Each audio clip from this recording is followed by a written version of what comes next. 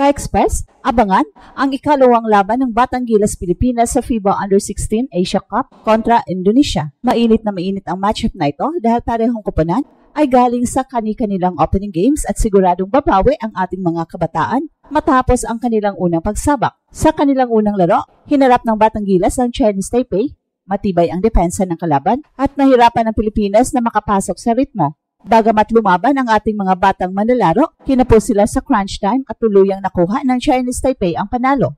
Isang masakit pero mahalagang aral ang bitbit ng Batang Gilas papunta sa kanilang second game na mas kailangan nilang mag-adjust sa opensa at mas higpitan ang depensa. Samantala, ang Indonesia naman ay bumangga sa isa sa pinakamalalakas na koponan sa tournament, ang New Zealand. Sa kabila ng kanilang pagsisikap, hindi nakayanan ng Indonesia ang taas, lakas at bilis ng mga Kiwi. Mula umpisa hanggang dulo, kinontrol ng New Zealand ang laro at nagtala ng dominanting panalo. Sa resulta na ito, parehong tig-isang talo ang Pilipinas at Indonesia bago magharap. Kaya napakahalaga ng laban na ito, do or die sa moral boost. Ang mananalo rito ay makakuha ng unang panalo sa Group D at magkaroon ng mas magandang tsansa na makapasok sa knockout stage. Ang matatalo naman ay mahirapan pang makabawi lalo na't malalakas pa ang susunod na kalaban. Key player to watch para sa Batang Gilas ay ang kanilang frontline at wing scorers na kailangang bumawi matapos ma-shutdown ng Chinese Taipei. Kailangan din ng mas maayos na ball movement para makahanap ng open shots at maiwasan ang mga turnovers. Para naman sa Indonesia, asahan nilang gumana ang kanilang transition game at perimeter shooting laban sa Pilipinas. Isang laban ng pride at resilience ang siguradong masasaksihan, Batang Gilas versus Indonesia. Kaya tutok mga ka-Express dahil dito natin makikita kung paano aangat ang ating mga kabataan sa gitna ng matinding pressure sa 2025 FIBA Under-16 Asia Cup. Ka-Express, pagkatapos ng matinding laban sa pagbubukas ng FIBA Under-16 Asia Cup 2025, muling sasabak ngayong gabi ang ating kabataang pambato, Batang Gilas Pilipinas, sa kanilang ikalawang laban kontra Indonesia. Ang laban na ito ang magiging sukatan kung gaano kabilis makakabawi ang ating kupunan matapos ang masakit na pagkatalo kontra Chinese Taipei sa isang laro. Sa kanilang opening game, nagpakita ng determinasyon ang Batang Gilas pero kinapos sa dulo laban sa isang disiplinado at mabilis na kupunan na Chinese Taipei. Mula first quarter hanggang third, halos dikit ang score pero sa huling yugto, bumigay ang depensa at execution ng ating mga bata dahilan para lumamang at makuha ng Chinese Taipei ang kanilang panalo. Dito lumabas ang mga kahinaan tulad ng turnovers at kakulangan sa outside shooting consistency, bagay na inaasahang pagtutuunan ng pansin ng mga coaching staff sa kanilang adjustments. Samantala, ang kalaban nilang Indonesia ay dumaan din sa parehong kapalaran.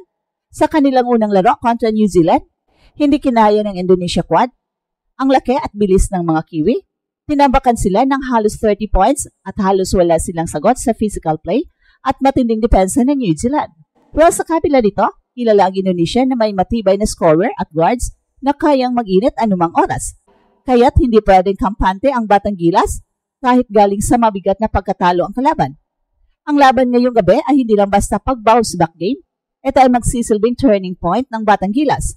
Sa format ng FIBA Under-16 Asia Cup, mahalaga ang bawat panalo sa group stage dahil dito nakasalalay ang tiyaga ng bawat bansa na umusad sa knockout rounds.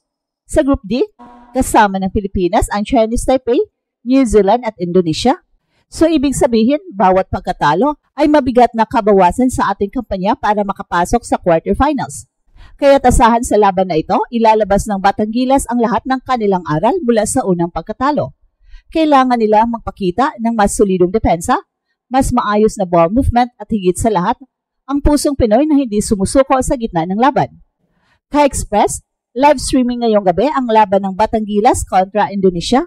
Huwag palampasin ang pagkakataong masaksihan kung paano babangon ang ating mga kabataan para ipaglaban ang bandera ng Pilipinas sa international stage.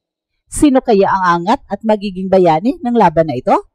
Babawi kaya agad ang Batang Gilas para manatiling buhay ang kanilang kampanya? Ka-Express, kung sa unang laro ay nabitin tayo sa performance ng Batang Gilas kontra Chinese Taipei, dito sa ikalawang laban kontra Indonesia, mas mataas ang expectations ng mga fans. At bakit? Dahil nakita na natin ang mga kahinaan at strength ng ating kupunan. At sa tournament format, na group stage survival. Bawat laro ay kasing halaga ng championship. Kung matalo mali ang Pilipinas, malalagay sa alanganin ang chance natin na umabot sa quarterfinals. Balikan natin ang opening game. Batangilas fell short laban sa Chinese Taipei, isang kupunang kilala sa bilis, outside shooting at disiplina sa ball movement. Sa kabila ng physical advantage ng ating mga batang Pinoy, kinapos tayo sa perimeter defense at execution sa crucial minutes. Para ba binitawan natin ang momentum at doon nakalusot ang kalaban. Ito ang naging wake-up call. Kailangan ng mas maayos na rotation, mas matibay na depensa, at mas matatag na leadership mula sa ating mga guards. Samantala ang Indonesia naman ay humarap agad sa isang mabigat na kalaban, ang New Zealand. Dito nakita natin kung gaano kahirap sumabay ng Indonesia sa laki at lakas ng Oceania Powerhouse. Natalo sila ng malaki pero nagpakita rin sila ng flashes ng kanilang offensive firepower. May ilang shooters at slashing guards na pwedeng maging problema kung hindi pagbabantayan ng gilas. At kung may advantage tayo, iyon ay height, wingspan at individual skills ng ating mga players. Pero kung may kahinaan tayo, ito ay ang consistency at composure. Kaya ngayong darating na laban, ang tanong, matuto ba agad ang mga batang gilas sa pagkatalo nila? Kung tutusin, ito na ang perfect bounce-back game. Indonesia, ang mas beatable team sa group stage. At kung makuha ng Pilipinas ang panalo, manunubalik ang kumpiyansa ng kupunan. Higit sa lahat, magiging buo pa rin ang pag-asa natin na umusad sa knockout phase. Importante rin ang laban na ito, hindi lang para sa standings, kundi para sa pride ng ating bansa. Alam ng mga batang gilas na libo-libong Pinoy sa social media at live streaming ay nagbabantay sa bawat galaw nila. At sa murang edad nila, dala nila ang pressure ng sambayanan. Kaya't malaking bagay kung makapagpakita sila ng puso, tapang at disiplina sa laban kontra Indonesia.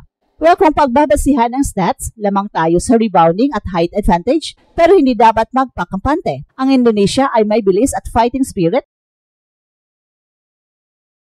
at madalas iyon ang nagiging equalizer sa youth tournaments. Kung hindi sila babantayan, pwedeng maging upset alert. Kaya ngayong gabi ka-express, abangan natin ang laban ng Batangilas versus Indonesia, do or die na halos ang intensity nito.